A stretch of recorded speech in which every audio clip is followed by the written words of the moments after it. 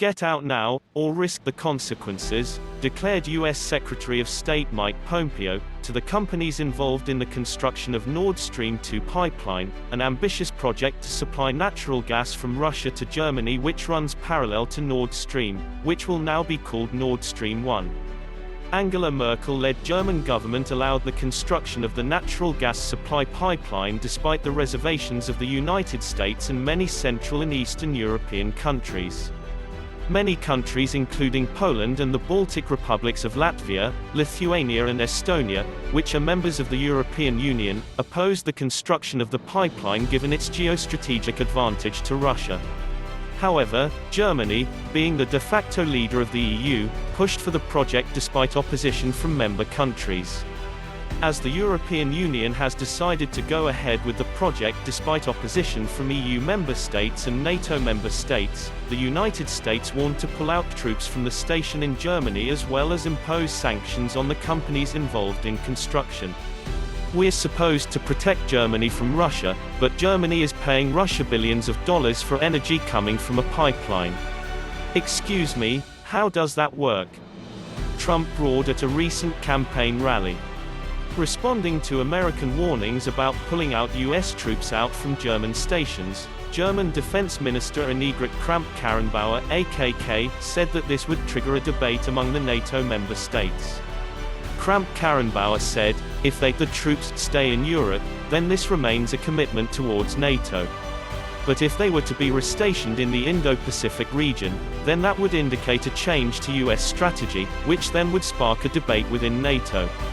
On the opposition from EU member states, AKK said that the issue was being discussed. She said, Nord Stream 2 is a project that is also being debated among European Union, as well as NATO member states.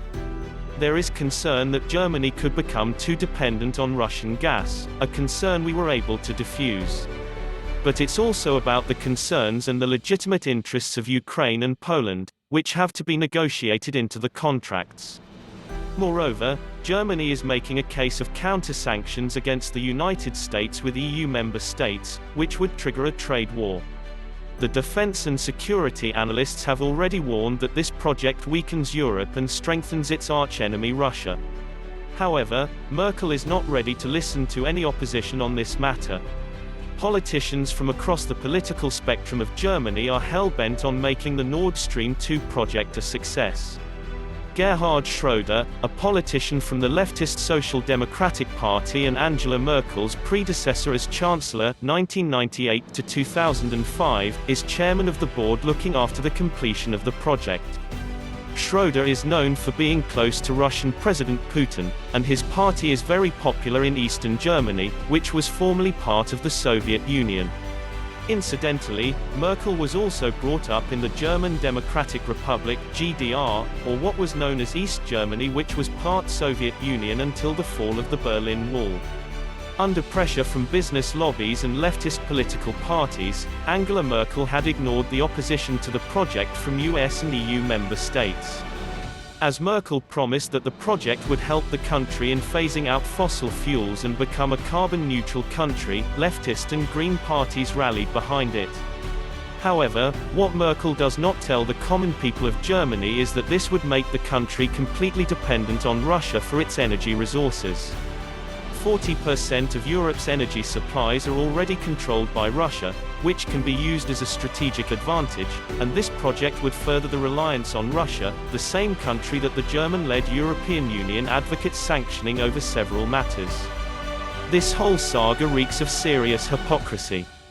Crimea, which was under Ukrainian control, was annexed by Russia despite warnings of economic sanctions by the EU, because of which Ukraine has repeatedly warned against the project and opposed it. This is not only a matter of energy security, it is a geopolitical issue, Ukraine's President Volodymyr Zelensky said of the Nord Stream 2 gas project after Denmark allowed the use of its territory for the completion of the project.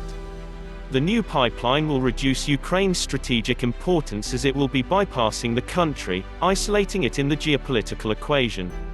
This is something that Putin strongly desires. But Ukraine's warning made no difference in Germany's policy. Meanwhile, Angela Merkel refuses to recognize the threat posed by China. her government refuses to take action against China, or follow Trump's lead in questioning China's wrongdoings. Instead, the leader portrays Russia as Germany and the European Union's arch-enemy and has warned that the withdrawal of American troops from German stations would risk the security of America's allies in Europe.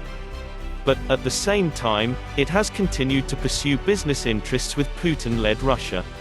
Also, the US has repeatedly asked the NATO countries to bring defense spending at 2% of GDP, but Germany's spending remains at 1.3%. Trump has been pushing Germany to lead the European Union into buying more American shale natural gas since the United States became a net exporter of energy, but instead of pursuing business deals with its strategic ally, the Merkel government has continued to give good business to Putin's regime. At the same time, Merkel does not want to help the US in the fight against China and continues to tell the US administration that Russia, not China, is the real threat. This shows that Angela Merkel-led the German government is prioritizing corrupt corporate interests of business groups close to Russia and does not have a holistic vision for the future of Germany or Europe.